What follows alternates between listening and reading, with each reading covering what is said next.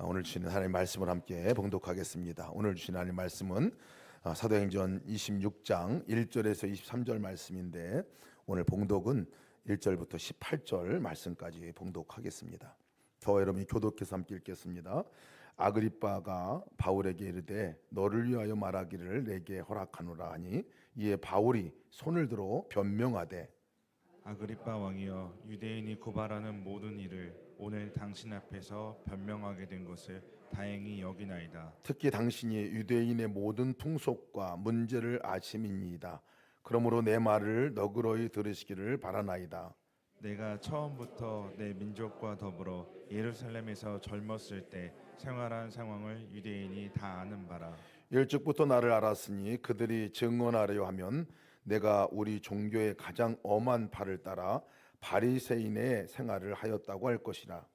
이제도 여기 서서 신문 받는 것은 하나님이 우리 조상에게 약속하신 것을 바라는 까닭이니, 이 약속은 우리 12지파가 밤낮으로 간절히 하나님을 받들어 섬김으로 얻기를 바라는 바인데, 아그리빠 왕이요, 이 소망으로 말미암아 내가 유대인들에게 고소를 당하는 것이니이다. 당신들은 하나님이 죽은 사람을 살리심을 어찌하여 못 믿을 것으로 여기나이까? 나도 나사렛 예수의 이름을 대적하여 많은 일을 행하여야 될 줄 스스로 생각하고, 예루살렘에서 이런 일을 행하여 대제사장들에게 권한을 받아 가지고 많은 성도를 옥에 가두며 또 죽일 때 내가 찬성 투표를 하였고, 또 모든 회당에서 여러 번 형벌하여 강제로 모독하는 말을 하게 하고, 그들에 대하여 심히 격분하여 외국 성까지 가서 박해하였고, 그 일로 대제사장들의 권한과 위임을 받고 다메섹으로 갔나이다. 왕이요 정오가 되어 길에서 보니 하늘로부터 해보다 더 밝은 빛이 나와 내 동행들을 들러 비치는지라. 우리가 다 땅에 엎드려짐에 내가 소리를 들으니 히브리 말로 이르되 사울아 사울아 내가 어찌하여 나를 박해하느냐, 가시체를 뒷발질하기가 내게 고생이니라. 내가 대답하되 주님 누구시냐이까. 주께서 이르시되 나는 내가 박해하는 예수라. 일어나 너의 발로 서라. 내가 네게 나타난 것은 곧 내가 나를 본 일과 장차 내가 네게 나타날 일에 너로 종과 증인을 삼으려 함이니, 이스라엘과 이방인들에게서 내가 너를 구원하여 그들에게 보내어 그 눈을 뜨게 하여 어둠에서 빛으로 사단의 권세에서 하나님께로 돌아오게 하고, 제 사함과 나를 믿어 거룩하게 된 무리가 가운데서 기업을 얻게 하리라 하더니다. 아멘. 지난 이집트 세미나 잘 다녀왔습니다. 한 주간 동안 이집트 안에 이집트 현지 목회자들 우리 대상으로 함께 이수동행 일기 세미나를 가졌는데, 6년 전에 가졌던 세미나가 어찌 보면 결실이 되어서 이번에 이집트 현지인들, 특별히 우리 목회자들, 특별히 사역을 잘 하고 계신 분들을 따로 초청해서 함께 세미나를 가진 세미나가 되겠습니다. 저만 다녀온 건 아니고요. 우리 이번에 세미나를 섬기는 것이 저희 교회가 섬겼습니다. 교회가 또 위지엠이, 그리고 또 우리는 교회, 세 교회가 함께 그 여러 가지 세미나의 경비나 이런 부분들을 다 섬겨 주시기도 했습니다. 너무나 감사를 드리고, 세미나 참석하신 분들이 정말 큰 은혜들을 받으시고, 정말 이렇게 예수동행 운동이 이집트 땅 안에 새롭게 시작할 놀라운 이 씨앗이 된 것이 너무나 분명합니다. 그래서 참 큰 은혜를 누리고 왔는데, 여러분 기도해 주셔서 너무나 감사를 드립니다. 수도원이 있는 지역이더라고요. 그 수도원 있는 지역 안에 거기에서 또 세미나를 가졌는데, 특별한 또 의미도 더 있었습니다. 영성으로 크게 번성했던 그곳인데, 다시 그곳에 이제 마치 꺼져가는 불꽃을 일으켜 세우는 것 같은 느낌이 들었는데요. 그 은혜 또 수련회 또 세미나 섬기고 오게 하셔서 너무 감사를 드리고요. 문제는 제가 이게 행설수설할 기미가 보이면 목사님 이게 시차가 적응이 안 돼서 그러구나 생각을 해주시면 되겠습니다. 오늘 말씀의 제목이 죽은 사람을 살리시는 것을 믿습니까? 하는 제목입니다. 장로님도 아까 기도해 주셨는데, 정말 죽은 것 같은 죽어있는 삶 가운데서 살리실 분이 하나님이신 것을 믿느냐 하는 그 제목입니다. 제가 결론부터 말씀드린 이유는 다시 말씀드리지만 혹시 행설수설 하더라도 끝까지 제목을 아시라고 말씀드립니다. 정말 죽은 자 가운데서 살리시는 분 하나님이시죠. 죽음의 권세 가운데서 살리실 유일한 분은 하나님이신데 그거 믿느냐 하는 질문입니다. 우리가 계속 사도행전을 함께 말씀을 나누고 있는데 지난주 말씀을 기억하시는지 모르겠어요. 염려가 아니라 담대함으로 나가자 하시는 말씀이었는데요. 사단이 계속해서 우리를 넘어뜨리려고 하고 우리를 공격해 오지만 승리할 수 있는 유일한 비결은 주님이 우리와 함께 계시기 때문에 그렇습니다. 바울도 그 상황 가운데서 담대함으로 나갈 수 있었어요. 그 법정에 계속 서면서 소송을 당하고 계속 자기를 넘어뜨리려고 하고 바울을 끌어내릴 뿐만 아니라 죽이려고 하는 그 서슬시퍼런 곳에서 서 있는 바울이거든요. 근데 바울이 그런 상황 가운데서 많은 고소들이 그에게 있었습니다. 소요 선종죄, 이단의 수괴다, 성전 모독죄 이런 것으로 계속 공격해오고 계속 고소 고발을 하고 있는 상황인데 그때 바울이 어디에 있든지 어떤 제목으로다가 자기가 고소를 당하더라도 분명하게 지금 어떤 이유로 자기가 여기 서 있는지에 대해서 얘기해 주는 말씀이 나옵니다. 내가 지금 어떤 이유로다가 고소를 당했는지 아십니까? 본인이 분명하게 얘기하는 내용입니다. 6절 7절 말씀이 이렇게 얘기합니다. 이제도 여기 신문 받는 것은 하나님이 우리 조상에게 약속하신 것을 바라는 까닭이니 이 약속은 우리 12지파가 밤낮으로 간절히 하나님을 받들어 섬김으로 얻기를 바라는 바인데 아그리빠 왕이요 이 소망으로 말미암아 내가 유대인들에게 고소를 당하는 것이니이다. 무슨 말씀이냐면 내가 여기 고소당한 이유가 아그리빠 왕이 유대인이잖아요. 그에게 그렇게 얘기합니다. 우리 조상들에게 약속하고 조상들이 그토록 바랬던 것들 12지파들이 밤낮으로 간절히 기도하고 소망했던 것들이 이루어진 그 내용을 내가 얘기한 것인데 그것이 고소의 원인이었습니다. 고소의 이유입니다. 내가 그것 때문에 고소를 당한 겁니다 라고 지금 얘기하고 있습니다.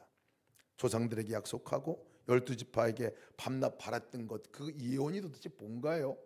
그 예언은 한마디로 말하면 하나님이 죽은 자를 살리신 하나님이 죽은 자를 살리실 것이라는 이 놀라운 사실이 이루어져서 예수님이 죽은 자 가운데 살아나셨고 죽은 예수님을 살리신 그 얘기를 내가 전한 부활을 증거하는 것이 내가 오늘 고소당했던 이유입니다 라고 얘기를 하고 있는 거예요. 그러면서 어떻게 죽은 자를 하나님이 살리신 것을 믿지 못합니까? 하고 거기서 얘기하고 있습니다. 8절 말씀입니다. 당신들은 하나님이 죽은 사람을 살리심을 어찌하여 못 믿을 것으로 여기나이까? 죽은 자를 하나님이 살리신 것을 어떻게 그건 못 믿을 거야, 믿지 못할 내용이야 라고 얘기합니까? 그 말 가운데서는 하나님이 죽은 자를 살리시는 분입니다. 내가 그 얘기해가지고 여기 왔습니다. 그 얘기를 하고 있는 겁니다. 여러분 이것이 기독교 복음의 핵심입니다. 우리가 믿는 복음의 핵심이에요. 죽은 자 가운데서 살리시는, 죽어있는 상태에서 생명으로 옮기는 역사, 이것이 복음의 핵심이라는 거예요. 여러분 이 사실을 믿으십니까? 죽은 자가 살아나는 거 믿으십니까? 예수님이 죽었다가 살아난 거는 믿으십니까? 여러분들은 죽었다가 살아난 사실을 믿으십니까? 앞으로도 죽은 상태에 있고 죽은 상황 가운데 있더라도 하나님이 그것을 살리실 것을 믿으십니까? 이게 바울이 지금 얘기하고 있는 복음의 핵심이에요. 핵심이에요. 예수님이 십자가에서 못 박혀 죽으신 이 십자가의 대속의 죽으심, 이거가 전부가 아니라는 거예요. 예수님이 죽으셨다가 바로 다시 살아나신 이 복음, 이것이 놀라운 복음이라는 거예요. 죽으셨을 뿐만 아니라 그 살아나신 예수님이 우리와 함께 계시다. 이것이 복음의 핵심이라는 거예요. 여러분 믿으십니까?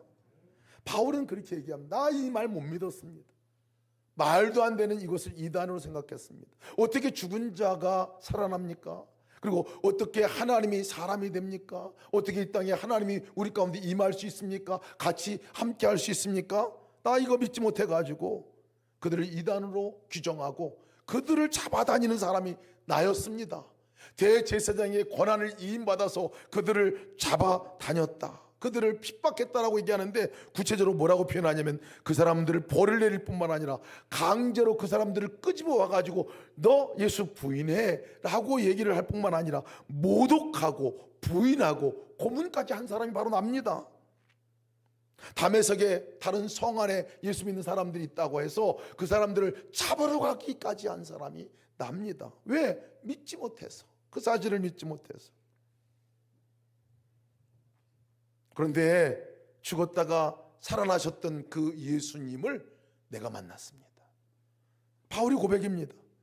핍박하러 가는 그 길에서 내가 그분을 만났습니다. 죽었다가 살아나는 것이 사실이었습니다. 하나님이 죽은 자를 살리시는 일은 사실이었습니다. 예수님은 죽음에 머물러 있지 않고 부활하셔서 살으셔서 나를 만나 주셨습니다. 이것이 바울이 고백한 고백입니다. 그리고 주님께서 저에게 말씀하셨습니다. 사울아, 사울아, 내가 어찌하여 나를 박해하느냐? 가시채를 뒷발질하기가 내가 고생이로다. 예수를 박해하고 믿지 않는 그것이 마치 가시채를 뒷발질하면서 계속 고통을 받는 것 같은 상황이라고 얘기를 해 주었다는 것입니다. 사랑하는 성도 여러분, 예수님이 살아나신 것을 믿으십니까? 예수님이 살아나셨습니다. 여러분 부활을 믿으십니까? 예수님이 부활하셨습니다. 이 사실을 믿지 못하면요, 그냥 우리의 삶은 그냥 죽음의 상태, 그 상황 가운데서 마치 가시채를 뒷발질하며 살아가는 것 같이 그냥 살아갈 수밖에 없다는 것을 얘기해 주고 있는 것이에요. 23장에서 바울이 공회 앞에 섰을 때에 또 이렇게 얘기하면 잡혀받을 때 죽은 자의 소망 곧 부활로 말미암아 내가 신문을 받았습니다. 죽은 자의 소망, 부활에 대해서 내가 증거했는데 그것 때문에 신문을 받았다고 얘기를 합니다. 부활은 죽은 자의 소망입니다. 죽어 있는 사람의 소망이 뭘까요? 단 한 가지밖에 없습니다. 죽은 자의 소망은 살아야 소망입니다. 살아야 소망이 있는 거예요. 사실은 죽은 자 자체는 소망이 없죠. 오직 죽은 자에게 있어서 소망 하나는 살아야 소망이 생기는 거예요. 여러분 기독교는 바로 이런 종교예요. 바로 우리가 믿고 있는 것은 죽었다가 살아났습니다. 완전한 죽음에서 살아났습니다. 내가 죄와 사망에 머물러 있다가 내가 살아났습니다. 예수님의 생명으로 내가 살아났습니다. 이 고백을 하는 데가 바로 우리들이라는 거예요. 그 죽음에서 살리신 분이 하나님이십니다. 그분이 살리셨습니다. 여러분 내가 어떻게 살아날까요? 죽었다가 어떻게 살아나냐고. 죽은 존재가 어떻게 살아나느냐는 너무나 중요한 일 가운데 하나입니다. 하나님께 처음으로 창조를 하셨을 때에 말씀으로 이 땅을 창조하셨죠. 사람을 만드셨을 때 흙으로 빚어서 만들었어요. 흙으로 빚어 만들어 놓은 형상이 사람 모양이었는데 여러분 그것을 살아있다고 말하지 않습니다. 그런데 언제 이 흙이 살아있는 생명체가 되고 산 존재가 되냐면 하나님의 생명이 하나님의 호흡을 불어 넣어 주실 때 생명을 그에게 누워 주실 때 이 죽은 존재가 산 존재가 되었어요. 너무나 중요한 원리입니다.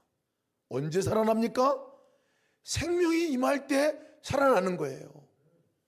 하나님의 생명이 임할 때 하나님의 존재로 살아나는 거죠. 우리가 죄와 사망의 권세 가운데서 사단의 노예 가운데 살아갈 수밖에 없는 존재 가운데서 하나님의 자녀로 언제 살아납니까? 너무나 간단해요. 생명이신 성령께서 우리 가운데 임하실 때 우린 살아나는 거죠. 아멘입니까? 이것이 살아나는 원리예요. 생명이 임할 때 살아납니다. 제가 이번에 이집트를 가면서 참 이집트가 땅덩어리가 엄청 크다는 사실에 놀랐습니다. 더 놀란 것은 뭐냐면 거의 전부가 다 광야라는 거예요. 사진 한번 보여주실래요? 제가 찍어봤어요. 이게 비행기 찍은 건데 다 광야예요. 다 돌과 흙으로 그냥 색깔로 표현한다면 회색이다 이렇게 표현할 수밖에 없을 것 같아요. 근데 이집트에 도시가 형성되고 또 이집트 이 광야가 살아있는 데가 몇 군데가 있어요. 그것이 어디냐면 다음 그림 보여주세요. 이게 나일강입니다. 나일강, 잘 색깔이 잘 구분이 안 되지만 잘 보시면 아주 진한 파란색이 강이고 초록색이 나무나 생명력이 살아있는 풀들 있는 곳입니다. 깜짝 놀랐어요. 그 광야 가운데서 살아있는 유일한 곳이에요. 나일강이 흘러가는, 원래는 높은 곳에서 낮은 곳으로 물이 흐르잖아요. 저는 대부분 북쪽에서 남쪽으로 강이 흘러갑니다. 근데 나일강은 남쪽에서 북쪽으로 흘러가더라고요. 남쪽이 더 높대요, 거기가. 그것도 놀랐는데 더 놀란 것은 나일강이 흘러가는 그 지역 주변만 살았어요. 그 주변만 살았어요.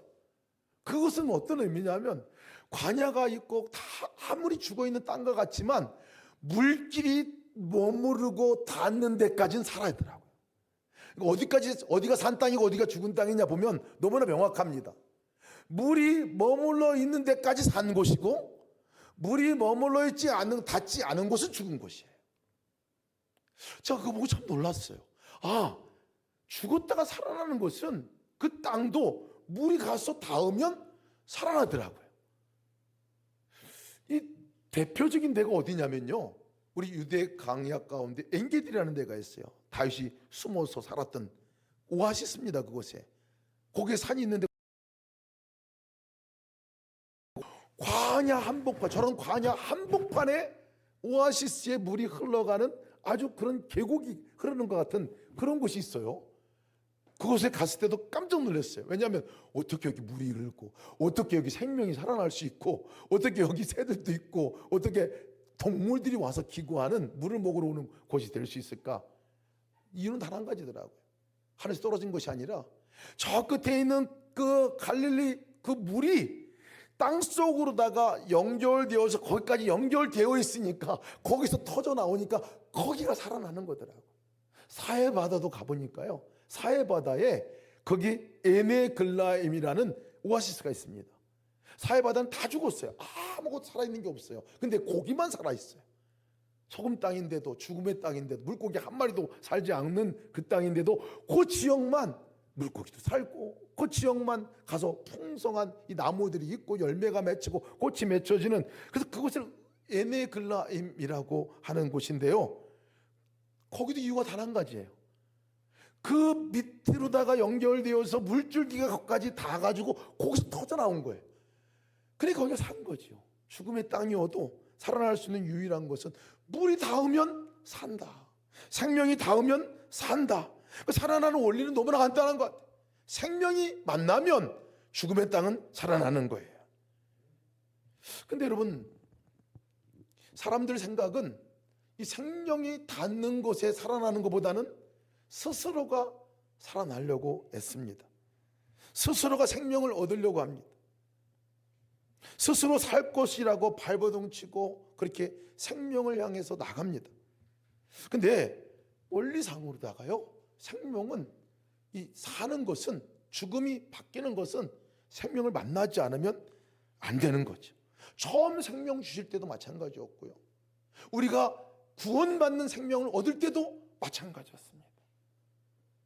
주님의 생명이 불어넣어질 때 살아났고요, 예수님의 영이, 부활하신 영이 우리 가운데 함께 임하셨을 때 우리가 살아났습니다.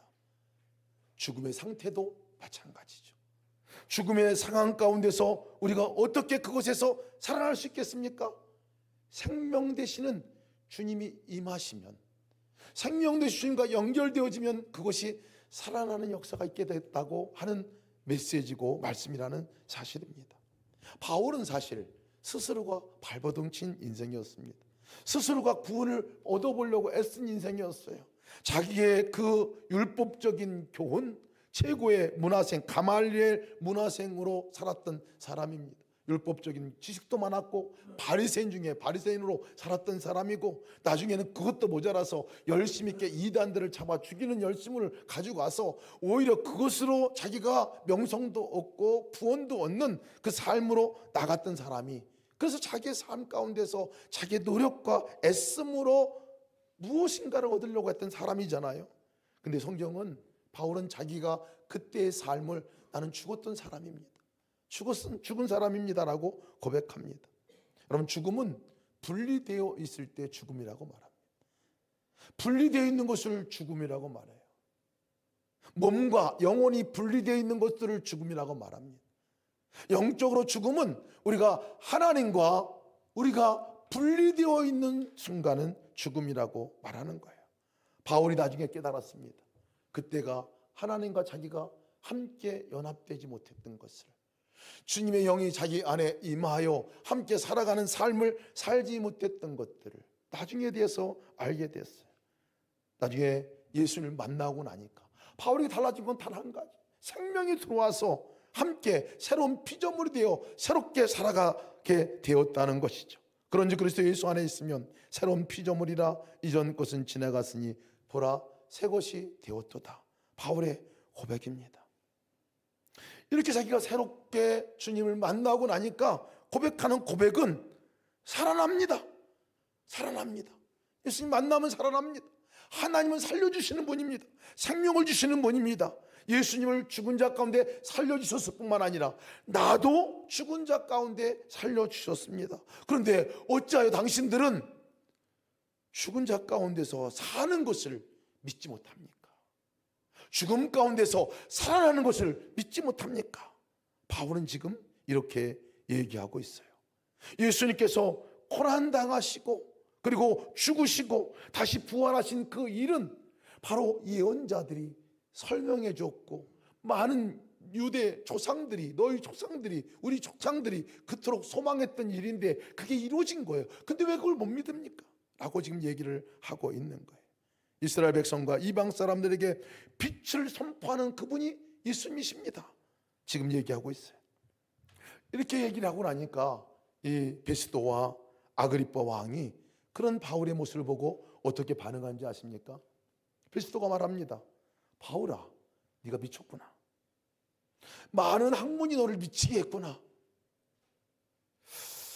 여러분, 세상에서 기준으로 볼 때 죽었던 것이 살아난다고 하는 것은요, 미친 짓이에요.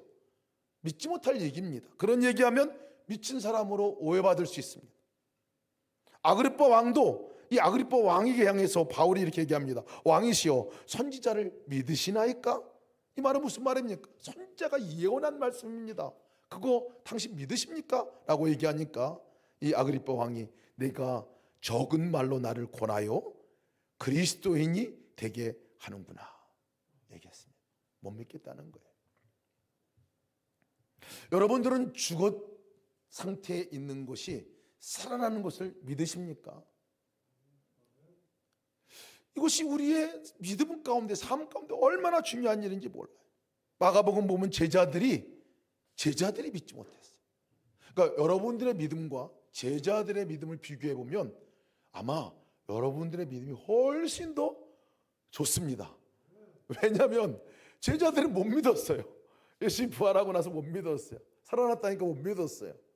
어떻게 부활할 수 있느냐, 어떻게 죽은 자에 살아날 수 있느냐, 못 믿었어요.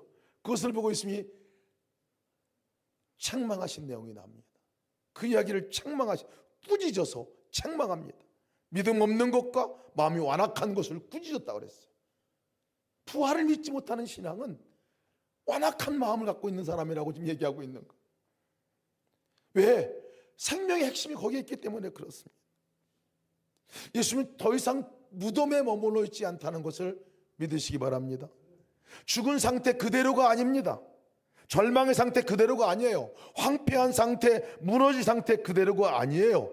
예수님은 그곳에서 살아나셨다는 거예요. 그 예수님은 살아나셨어요. 이것은 예수님뿐만 아니라 우리에게도 동일하게 적용되는 겁니다. 우리의 삶의 죽음의 상태, 절망의 상태고 황폐한 상태, 무너진 상태, 생명을 잃어버린 것 같은 도무지 소망 없는 자리 같지만 여러분 그곳으로부터 생명이 임하면 살아나는 것을 믿으시길 바랍니다. 믿으시기 바라요.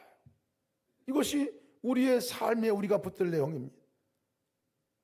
그래서 이 세상에 더 이상 소망이 없습니다. 그러면서 포기해야 될 사람은 아무도 없다는 얘기예요. 너무나 절망입니다. 끝입니다. 나는 다 끝났어요 하고 주저앉아서 끝낼 사람은 아무도 없어요. 그렇게 할 사람은 아무도 없어요. 왜? 생명이 닿으면 그 순간에 주님과 함께 연합이 되면 살아나기 때문에 그렇습니다. 나로서는 할 수 없고 포기할 수밖에 없는 상황이지만 생명의 주님이 아직까지 안 만났다면 그곳에 만남이 되면 다시 살아나는 역사가 나타날게 될 것이라는 거예요. 우리 상황만 그렇습니까? 다른 사람도 마찬가지입니다. 다른 사람을 보면 포기하고 싶은 사람이 많습니다. 절망스러운 상황이 많습니다. 더 이상 너는 소망이 없어.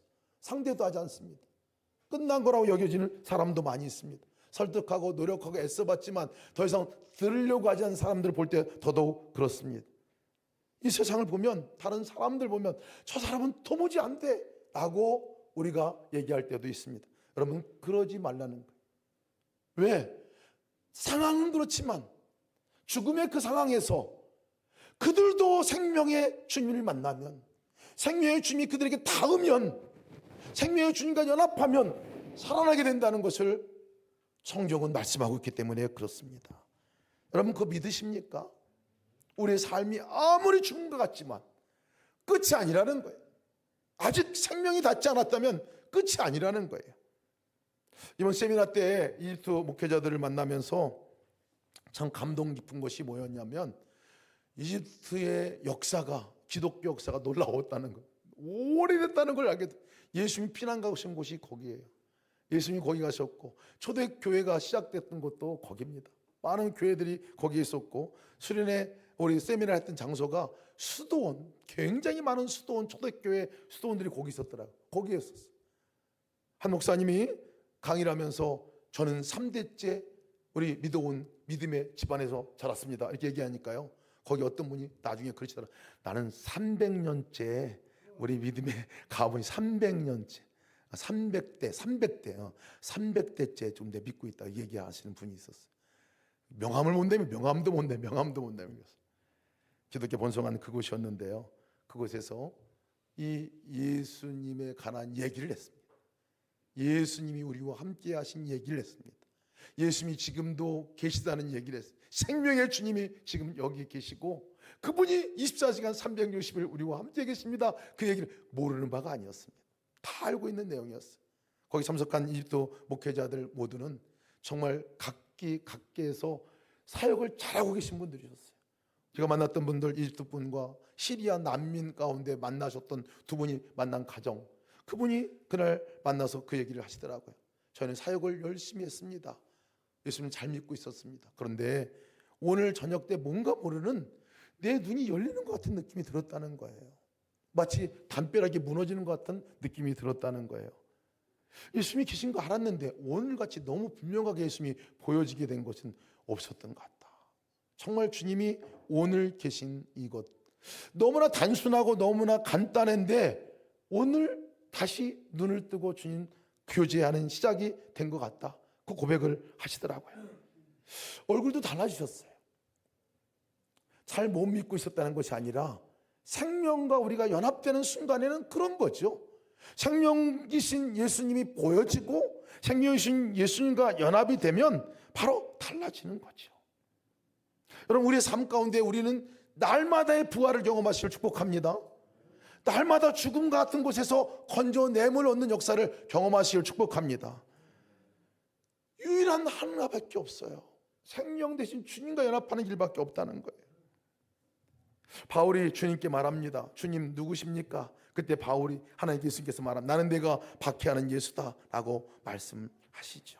그리고 나서 이 바울에게 뭐라고 말씀하시냐면, 바울아, 너가 이제 어떤 사람이 될 것인지 내가 얘기해 주겠다 하시는 말씀으로 말합니다. 18절 이렇게 말씀합니다. 그 눈을 뜨게 하고 어둠에서 빛으로 사단의 권세에서 하나님께 돌아오게 하고 제사함과 나를 믿어 거룩하게 된 무리 가운데서 기업을 얻게 하리라.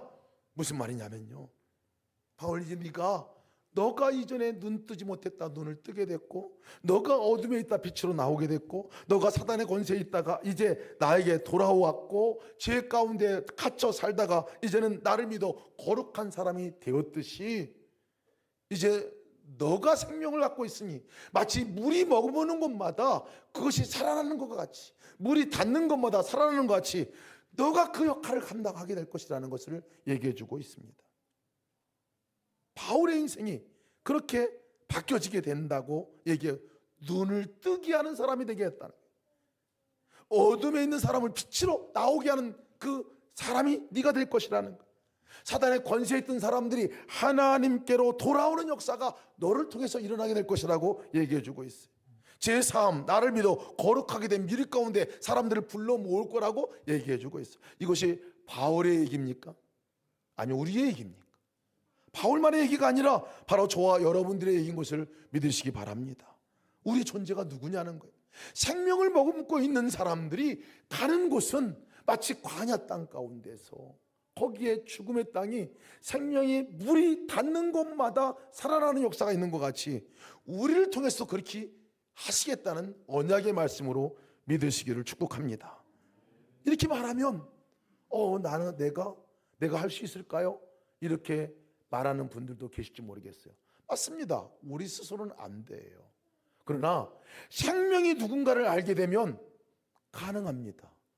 우리를 살리신 분도 주님이셨어요. 생명이 닿으니까 사는 거예요. 생명을 살리는 주체가 결코 우리가 아니라 주님인 것을 믿으시기 바랍니다. 그러니 주님이 하실 거예요. 주님과 함께 가는 그 자리가 생명을 살리는 자리가 될 것입니다. 나는 할 수 없어요. 죽은 자를 살릴 수 없어요. 도울 수 없어요. 그러나 주님과 함께 가면, 주님의 이름으로 가면, 내 안에 있는 그 주님이 너무나 분명하면 나를 통해서 살아나는 역사가 나타나게 될 줄을 믿으시기를 축복합니다. 에스겔 47장 9절 말씀에 이 강물이 이르는 곳마다 번성하는 모든 생물이 살고 또 고기가 심이 많으리니 이 물이 흘러 들어가므로 바닷물이 되살겠고 이 강이 흐르는 각처에 모든 것이 살 것이며, 저와 여러분들에게 주신 약속의 말씀으로 취하시기 바랍니다. 우리 안에는 생명이 있습니다. 우리 안에는 하나님이 계십니다. 생명이신 예수님이 우리와 함께 계십니다. 그러니 우리는 그냥 사람들이 아닌 거예요. 가정을 누가 살릴 수 있습니까? 가정을 어떻게 생명의 주님 앞으로 이끌 수 있습니까? 누가 할 수 있겠습니까? 우리가 하는 거죠. 우리가 하는 거죠. 주님을 알지 못하는 사람들에게 주의 복음을 어떻게 알리고 그들에게 생명을 소개할 수 있습니까? 우리죠. 우리가 할 수 있는 일이죠. 열방의 복음은 누가 가서 전합니까? 우리죠. 이 흑암 가운데 어둠 가운데서 빛된 생명의 그 주님의 진리를 누가 알릴 수 있겠습니까? 우리죠. 우리가 그 일들을 하게 되겠다고 약속하고 있는 거예요. 요한복음 7장 38절에 나를 믿는 자는 성경에 이른 것 같이 그 배에서 생수의 강이 흘러나리라 라고 말씀하고 있습니다. 생수의 강과 같은 주님의 생명이 우리 가운데 들어온 것 같이 우리를 통해서 그 역사가 일어나게 될 것이라고 말씀하고 있는 겁니다. 이 언약의 말씀을 취하시고 믿으시기를 축복합니다. 오늘 예수님 바라보고 나가야 될 우리가 이유입니다. 당신들은 하나님의 죽은 사람을 살리심을 어찌하여 못 믿을 것으로 여기나이까? 세번역 성경으로 말씀드리면 여러분은 어찌하여 하나님께서 죽은 사람을 살리신다는 것을 믿을 수 없는 일로 여기십니까? 이 질문을 아마 우리에게도 하실 수 있습니다. 여러분, 우리의 영혼도 주님으로 말미암아 살아날 수 있고 다른 사람의 영혼도 또 이 죽었던 땅들도 주님의 이름으로 살아나게 될 줄을 믿습니다. 우리 다 같이 자리에서 일어나서 함께 찬양하시면서 나가겠습니다. 전능하신 나의 주 하나님은 능치 못할 것이 없습니다. 고백으로 나가고 함께 기도로 나가겠습니다. 전능하신 나의 주 하나님은 함께 찬양하시겠습니다.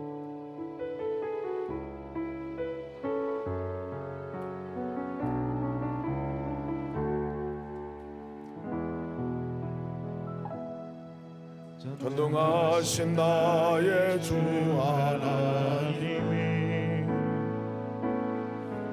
능치 못하실 일 전혀 없네.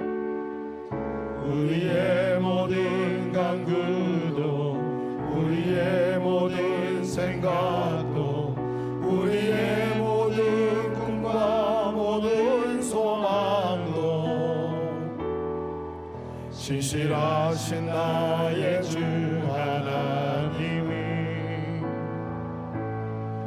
우리의 모든 괴로움 바꿀 수 있네.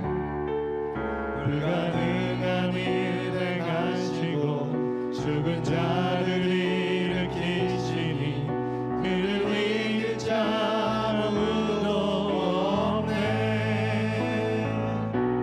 주의 말씀을 지하여 깊은 곳에 금을 던져 오늘 그가 놀라운 일을 이루시는 것 보라. 주의 말씀을 의지하여 믿음으로 금을 던져 믿는 자에게 능치 못함. 주의 말씀을 의지하여 주의 말씀을 의지하여 깊은 곳에 금을 던져 오늘 그가 놀라운 일을 이루시는 것 보라. 주의 말씀을 의지하여 믿음으로 금을 던져 믿는 자에게 능치 못함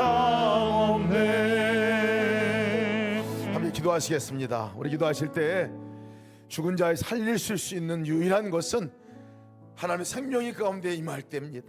하나님만이 하실 수 있는 일입니다. 우리의 죽음의 상황같이 어렵고 힘들지만 이 가운데 주님의 생명이 임할 때, 주님이 역사하실 때 죽은 것이 살아나는 역사가 나타날 줄 믿습니다. 우리가 고백으로 나가기 원합니다. 우리의 삶도 또 우리를 통해서 하나님께 생명을 다른 사람들에게 전하라 말씀하셨는데 우리가 이 머무는 곳마다 주님을 소개하고 주님 만나는 곳마다 살아나는 역사가 나타나게 될 줄 믿습니다. 에스겔서의 말씀이 나를 통해 그대로 이루어지게 하여 주옵소서. 우리가 생명의 강이 흘러가 머무는 곳마다 살아나는 역사와 같이 나를 통해요, 우리 성도들을 통해요, 우리 삶을 통해 그런 역사가 계속해서 나타날 수 있도록 허락하여 주시기를 다 같이 동서로 기도하시겠습니다. 우리 하나님 감사합니다. 주께서 아버지 인도하심을 감사합니다. 죽은 자 가운데 살아날 수 있는 것은 오직 하나님 한 분인 것으로 고백합니다. 주님만이 아버지 생명이시고 주님만이 소망이시고 주님만이 우리 가운데 살리어 내시는 분인 것을 믿습니다. 아버지 주님의 모든 것을 땅 가운데 살려주시는 생명의 강과 같이 아버지 우리를 살려주시는 내가 우리의 주님과 연합함을 일어나게 도와주시고 아버지 머무는 것마다 가는 것마다 살리는 역사 있게 도와주옵소서. 많은 것들을 살리고 회복하는 것하는 은혜를 보게 도와주옵소서. 우리 가운데 나가는 역사를 보게 도와주옵소서. 아버지 하나님께서 놀라운 은혜 가운데 아버지 붙들어주소서. 우리를 살리는 자로 또 아버지 쓰임받게 하시고 아버지 하나님 하신 놀라운 일들을 우리 가운데 임하소서. 아버지 함께하자 말씀하시는데 그 일들을 함께 아버지 이루어드릴 수 있는 놀라운 은혜의 땅으로 나가게 도와주옵소서. 감사합니다. 아버지 하나님께 인도하심을 감사합니다. 은혜로우신 아버지 감사합니다. 우리 살려주시니 감사합니다. 죽었던 우리가 예수님으로 말미암아 살아났습니다. 주님, 주님 우리의 삶의 죽음과 같이 우리의 영혼이 죽음과 같은 상황으로 다시 내몰린다 할지라도 우리가 살 수 있는 유일한 길은 주님과 함께 연합하는 것임을 깨닫습니다. 말씀하시니 감사합니다. 주를 바라봐야 할 이유입니다. 주님을 온전히 붙들고 생명 되신 주님 안에 연합하여 살게 도와 주옵소서.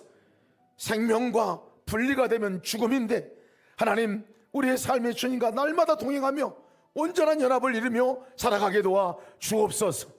우리의 모든 죽음 같은 모든 상황, 특별히 이 나라 이 민족도 주께서 살려주시길 기도합니다.